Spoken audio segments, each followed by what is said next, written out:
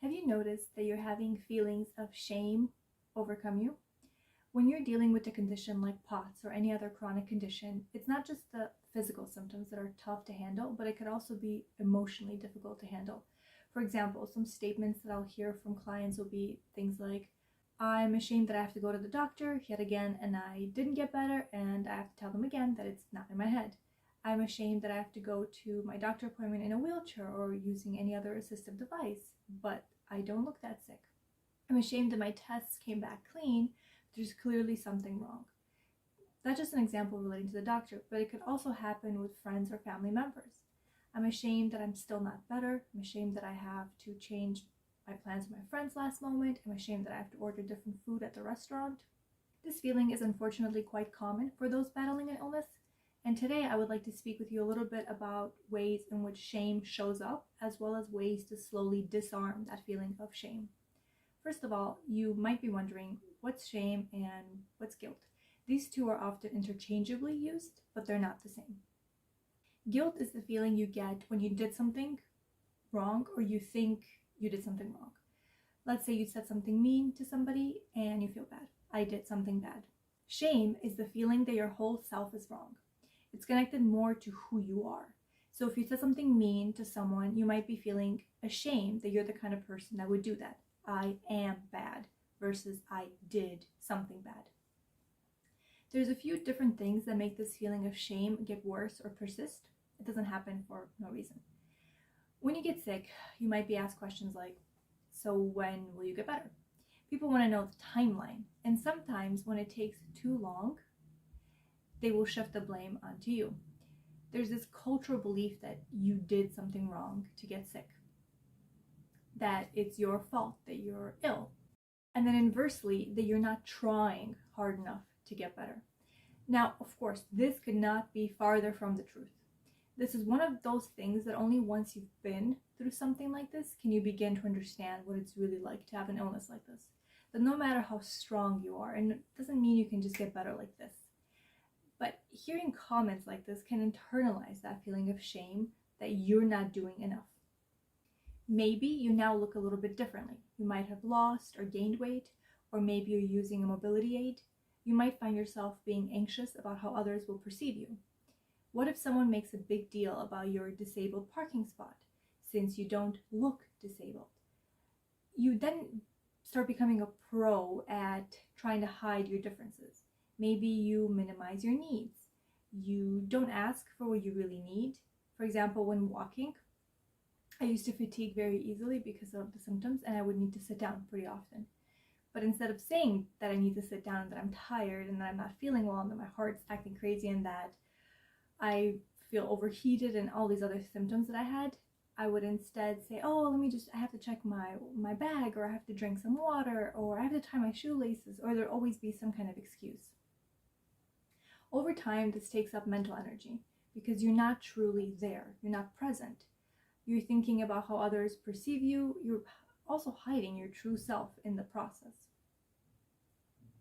Since there is part of your true self that at this moment does need these extra accommodations, it creates this core belief within yourself that you're not worthy to be seen for who you really are.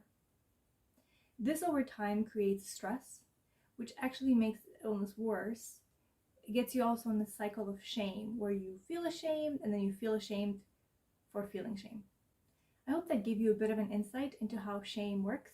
Now let's talk a bit about how you can begin to disarm some of this shame.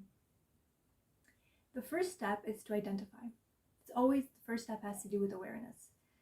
Think back to an episode where you might have had this feeling previously. Maybe you had it at a doctor's appointment or when you were hanging out with a friend. Where was this feeling in your body? Was it in your heart? Was it in your arms? Was it in your stomach? How did it feel? You can even pause this video to reflect on this.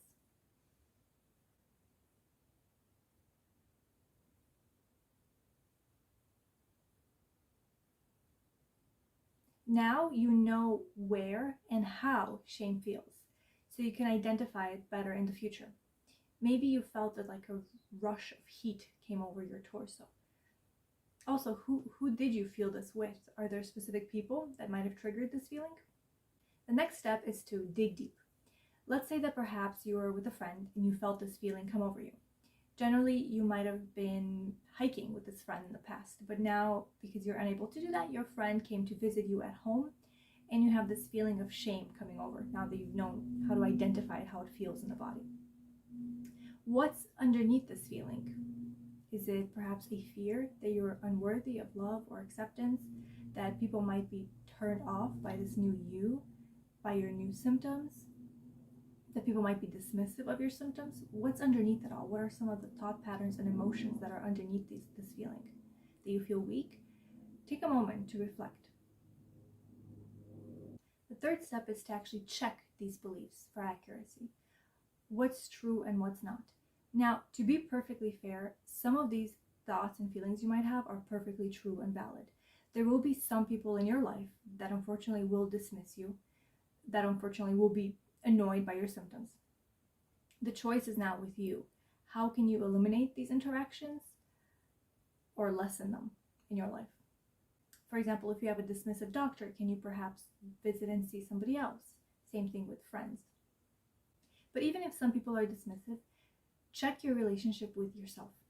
Your illness is just one part of you. It's not all of you.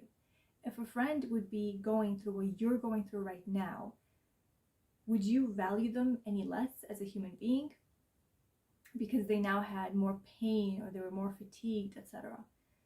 You can do an exercise of trying to show yourself a similar kind of love that you would to a friend that's going through this. Because no matter what other people might think of your symptoms at that moment, you're never unworthy of love or unworthy of being cared for. The last, and probably one of the most important steps as well, is to speak out. You might be familiar with Brené Brown.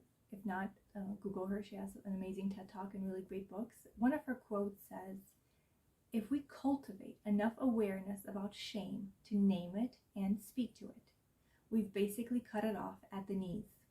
Shame hates having words wrapped around it. If we speak shame, it begins to wither." That is so incredibly powerful. You can have a conversation with your loved one. You tell them, I'm scared. I'm scared that you think that I'm complaining or that you think that I'm weak or whatever thoughts you're having, however you feel about this. Have an honest conversation with the loved one. Through doing this and through speaking out, that shame, like Brené Brown says, begins to wither, but it needs to be spoken out. I hope that this video helped you reflect a little bit on the mechanisms of shame, as well as ways to begin slowly disarming the shame. Of course, it's not an overnight process. It's a multi-step approach. I would love to hear your biggest takeaways from the video down in the comments below. Let me know. What are your thoughts on shame and chronic illness? And if you want more videos like this, make sure to subscribe to my channel. And if you hit the bell, you'll get notification each time I post a new video. Take care, and I'll see you next time.